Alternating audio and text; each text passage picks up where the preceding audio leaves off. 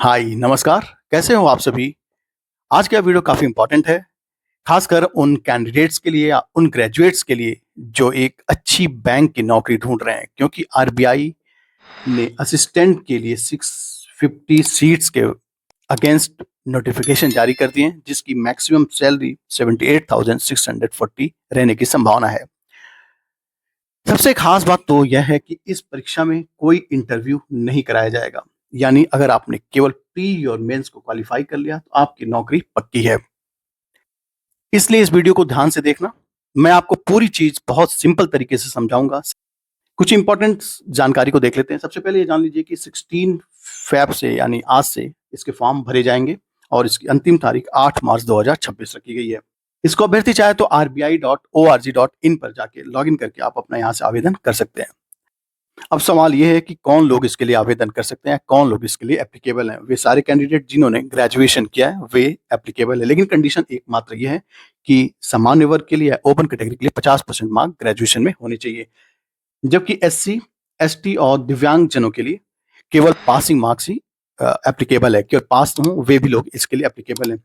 बात कर लेते हैं कि ओबीसी के लिए, तो ओबीसी के लिए भी 50% का रिक्वायरमेंट जरूरी है, क्योंकि यहाँ पर कहीं मेंशन नहीं है। पासिंग मार्क्स केवल एससी, एसटी और दिव्यांग जनों के लिए पासिंग मार्क्स डिनोटेड है, और यहाँ पर ओपन कैटेगरी यानी ओबीसी को भी ओपन कैटेगरी मिलेंगे, यानी 50% का मिनिमम क्राइटेरिया एप्लीकेबल है, राइट। साथ में उन कैंडिडेट्स को एमएस वर्ड पर कार्य करना आना चाहिए। इसके अलावा स्थानीय भाषा में दक्षता, यानी जिस भी क्षेत्र के लिए आप अप्लाई कर रहे हैं, दिल्ली, मुंबई, आगरा, दिल्ली, मुंबई या फिर गोवा, या फिर और भी जो स्टेट हैं उसके लिए, जैसे नागपुर, कोलकाता, जम्मू कश्मीर, जयपुर, उदयपुर, हैदराबाद, जहाँ के लिए एप्लीकेबल है, जैसे गुवाहाटी भी हो गया, तो वहाँ का आपका क्षेत्रीय भाषा आना चाहिए। ये एक बेसिक रिक्वायरमेंट है। वहाँ की क्षेत्रीय भाषा में आपकी पकड़ होनी चाहिए। बाकी ये लिखा हुआ है कि पूर्व सैनिकों के लिए कम से कम 15 साल का अगर उन्होंने कार्य किया तो उनके लिए भी एज रिलैक्सेशन की बात की गई है। तो एससी एसटी के लिए हम लोगों ने देखा, एज रिलैक्सेशन की बात करें तो एससी एसटी के लिए 5 ईयर्स का रिलैक्सेशन है, यानी मैक्सिमम 33 ईयर्स वाले कैंडिडेट इसके लिए एप्लीकेबल। ओबीसी के लिए 3 ईयर्स का रिलैक्सेशन होता है। 3 साल का रिलैक्सेशन यानी 31 ईयर्स के कैंडिडेट ओबीसी के भी एप्लीकेबल हैं। अगला क्राइटेरिया है पीएच के लिए, यानी जो फिजिकली हैंडीकैप्ड हैं या डिसेबल हैं उनके लिए 10 ईयर का रिलैक्सेशन दिया जाता है, और ये 10 साल का रिलैक्सेशन जनरल कैटेगरी के लिए और ईडब्ल्यूएस के लिए दिया जाता है। वहीं ओबीसी की बात करेंगे, जो पर्सनली डिसेबल है उनके लिए 13 साल और एससी एसटी के लिए 15 साल का रिलैक्सेशन दिया गया है।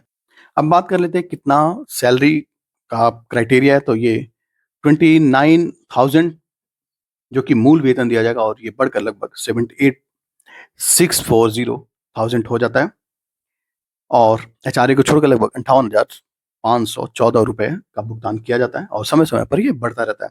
साथ में जो इंपॉर्टेंट डेट है उसे आप देख लीजिए। ये इंपॉर्टेंट डेट, सबसे पहले तो ये जान लीजिए कि आज से इसका एप्लीकेशन फॉर्म भरे जा सकते हैं, और अंतिम तारीख रखी गई वो है 8 मार्च 2026, और इसका प्रीलिम्स होने की जो संभावना है वो है 11 अप्रैल 2026। ये आपको ध्यान रखना कि 11 अप्रैल को इसकी प्रीलिम्स परीक्षा होगी, और मेंस परीक्षा जो संभावित है 7 जून 2026 को संभावित है।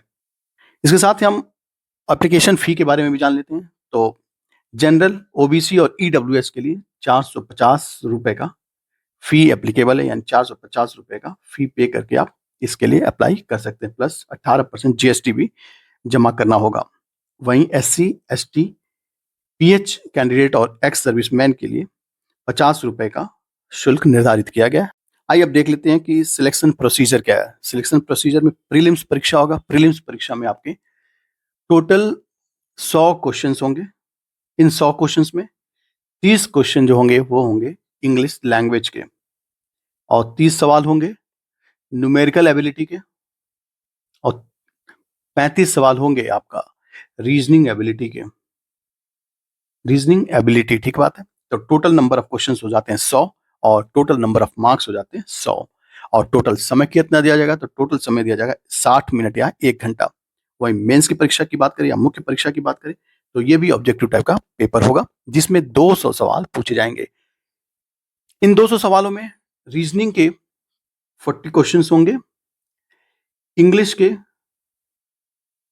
भी 40 क्वेश्चन होंगे, न्यूमेरिकल एबिलिटी के 40 क्वेश्चन होंगे, वहीं जनरल अवेयरनेस के भी 40 क्वेश्चन होंगे, और कंप्यूटर नॉलेज के भी 40 क्वेश्चन होंगे। टोटल 5 सेक्शन होंगे और 200 सवाल होंगे और 2 घंटे का समय नहीं, बल्कि इसके लिए टोटल 135 मिनट दिए जाएंगे, यानी टोटल 2 घंटा 15 मिनट दिए जाएंगे।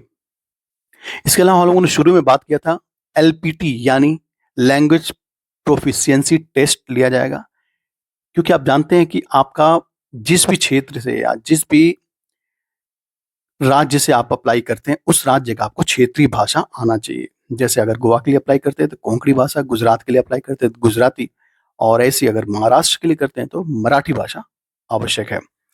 अब हम बात कर लेते हैं कि मेरिट कार्ड डिसाइड कैसे किया जाएगा। तो मेरिट का डिसाइड करने के लिए जो मुख्य परीक्षा होगा यानी मेंस के मार्क्स के आधार पर प्लस एलपीटी के हिसाब से आपका मुख्य परीक्षा में।